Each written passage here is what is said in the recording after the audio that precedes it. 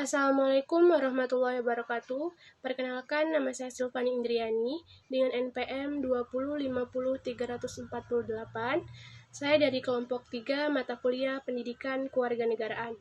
Pada kesempatan kali ini, saya dan keempat rekan saya yang bernama Rifka Aulia, Cindy, Fitri Rismawati, dan Cica Salsa, kami akan mempresentasikan video pembelajaran dengan materi geopolitik dan wawasan Nusantara. Baik, penjelasan materi pertama akan dijelaskan oleh Cindy. Kepada Cindy, kami persilakan. Pengertian geopolitik. Geopolitik berasal dari kata geo atau bahasa Yunani yang berarti bumi yang menjadi wilayah hidup. Sedangkan politik atau polis yang berarti kesatuan masyarakat yang berdiri sendiri atau negara. Sebagai acuan bersama, geopolitik dimaknai sebagai ilmu penyelenggaraan negara yang setiap kebijakannya dikaitkan dengan masalah-masalah geografi, wilayah, atau tempat tinggal suatu bangsa. Unsur-unsur geopolitik yaitu 1. Konsepsi ruang diperkenalkan Karl Haushofer menyebutkan bahwa ruang merupakan wadah dinamika politik dan militer. Teori ini disebut pula teori kombinasi ruang dan kekuatan. Kedua, ada konsepsi frontier atau batas imajiner dari dua negara dan konsepsi politik kekuatan yang terkait dengan kepentingan nasional. Ketiga, ada konsepsi keamanan negara dan bangsa, sama dengan konsep ketahanan nasional. Yang selanjutnya ada teori geopolitik pada negara besar. Yang pertama ada Friedrich Rachel dari 1844 hingga 1904, yaitu pertumbuhan negara dapat dianalogikan atau disamakan dengan pertumbuhan organisme makhluk hidup yang memerlukan ruang hidup melalui proses lahir, tumbuh, berkembang, dan mempertahankan hidup, tetapi dapat juga menyusut dan mati. Selanjutnya adalah negara identik dengan suatu ruangan yang ditempati oleh kelompok politik dalam arti kekuatan. Selanjutnya adalah suatu bangsa dalam mempertahankan kehidupannya. Kelangsungan hidupnya tidak terlepas dari hukum alam, hanya bangsa yang unggul yang dapat bertahan hidup dan terus dengan langgeng. Dan yang terakhir adalah semakin tinggi budaya bangsa, maka semakin besar kebutuhan atau dukungan sumber daya alam. Apabila tidak terpenuhi, maka bangsa tersebut akan mencari pemenuhan kebutuhan kekayaan alam di luar wilayahnya. Apabila ruang hidup negara wilayah sudah tidak mencukupi, maka dapat diperluas dengan mengubah batas negara baik secara damai maupun kekerasan atau perang. Ajaran Ritzel menimbulkan dua alasan. Yang pertama ada menitik beratkan kekuatan darat, yang kedua ada menitik beratkan kekuatan laut. Dan yang kedua ada dari Rudolf Jelen dari 1864 hingga 1922.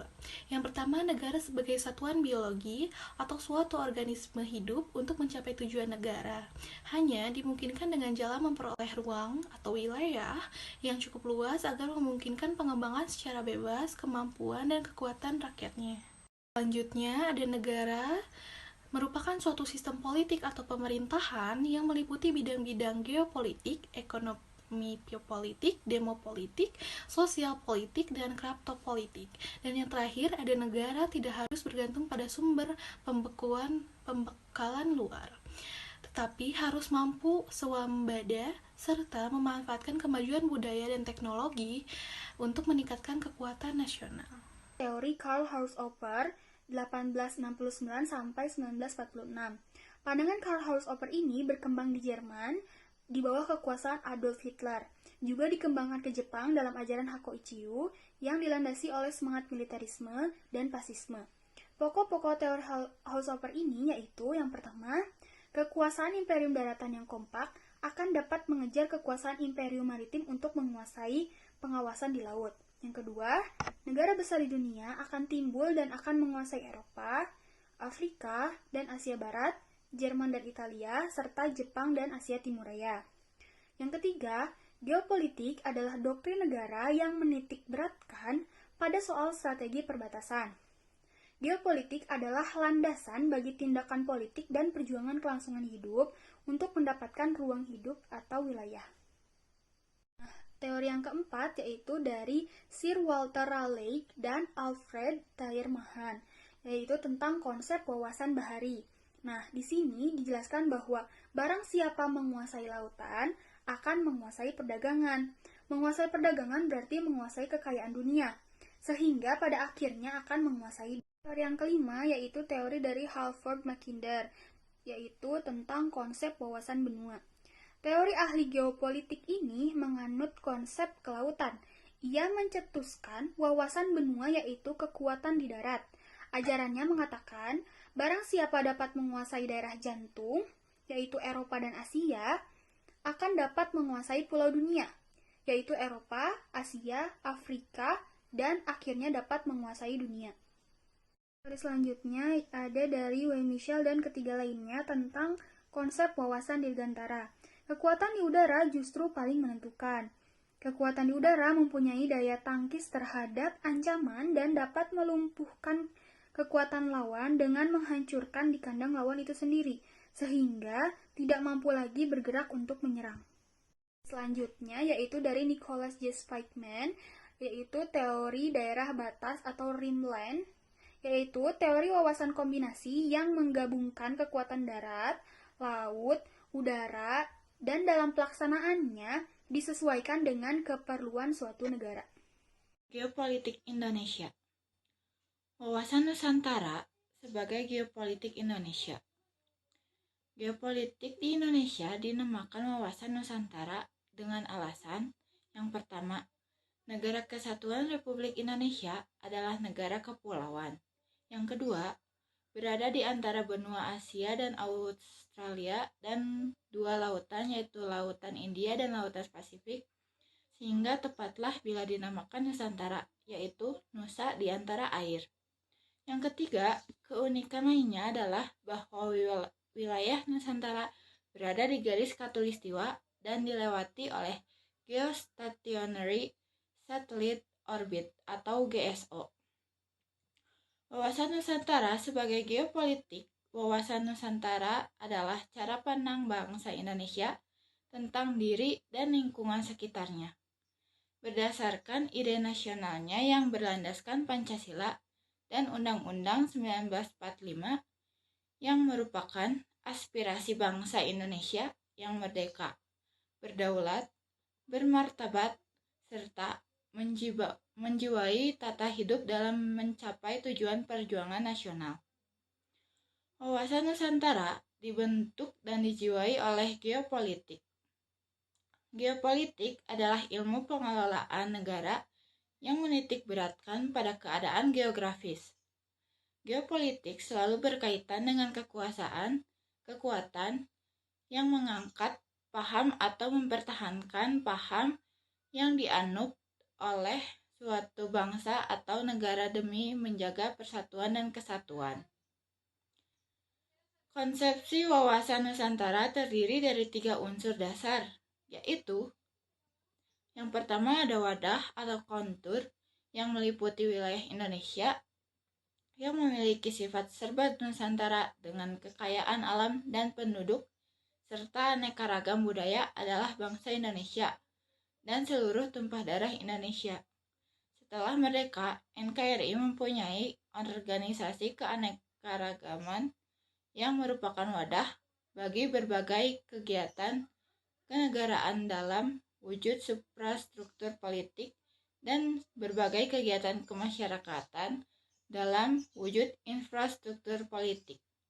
Yang kedua, isi atau konten.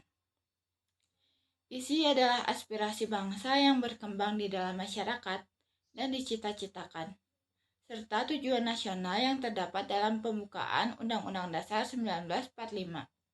Isi menyangkut 2 hal yang esensial, yaitu realisasi apresiasi bangsa sebagai kesepakatan bersama dan perwujudannya dalam pencapaian cita-cita dan tujuan nasional. Yang kedua, persatuan dan kesatuan dalam kebinekaan yang meliputi semua aspek kehidupan nasional. Lalu ada yang ketiga, tata laku atau conduct. Tata laku merupakan hasil interaksi antara wadah dan isi yang terdiri atas tata laku batiniah yang mencerminkan jiwa, semangat, dan mentalitas yang baik dari bangsa Indonesia. Lalu selanjutnya ada tata laku lahiriah yang mencerminkan tindakan, perbuatan, dan perilaku bangsa Indonesia. Kedua hal tersebut mencerminkan jati diri dan kepribadian bangsa Indonesia yang berdasarkan kekeluargaan dan kebersamaan, yang mempunyai rasa bangsa dan cinta terhadap tanah air bangsa, sehingga menimbulkan nasionalisme yang tinggi dalam semua aspek kehidupan nasional. Implementasi wawasan Nusantara di era global. Penerapan wawasan Nusantara harus tercermin pada pola pikir, pola sikap, dan pola tindak yang senantiasa mendahulukan kepentingan negara. Implementasinya yaitu 1. Implementasi dalam kehidupan politik adalah menciptakan iklim penyelenggaraan negara yang sehat dan dinamis, mewujudkan pemerintahan yang kuat, aspiratif, dan dipercaya. Yang kedua, implementasi dalam kehidupan ekonomi adalah menciptakan tatanan ekonomi yang benar-benar menjamin pemenuhan dan peningkatan kesejahteraan serta kemakmuran rakyat secara merata dan adil. Yang ketiga, implementasi dalam kehidupan sosial budaya adalah menciptakan sikap batiniah dan lahiriah yang mengakui, menerima, dan menghormati segala bentuk perbedaan sebagai kenyataan yang hidup di sekitarnya dan merupakan karunia Sang Pencipta. Yang keempat, implementasi dalam kehidupan pertahanan dan keamanan adalah penumbuhan kesadaran cinta tanah air dan membentuk sikap bela negara pada setiap warga negara Indonesia. Baik, mungkin itu saja penjelasan dari kelompok kami tentang geopolitik dan wawasan Nusantara. Saya mewakili keempat teman saya mengucapkan terima kasih dan maaf apabila masih banyak kekurangan dalam video pembelajaran yang kami buat. Saya akhiri, wassalamualaikum warahmatullahi wabarakatuh.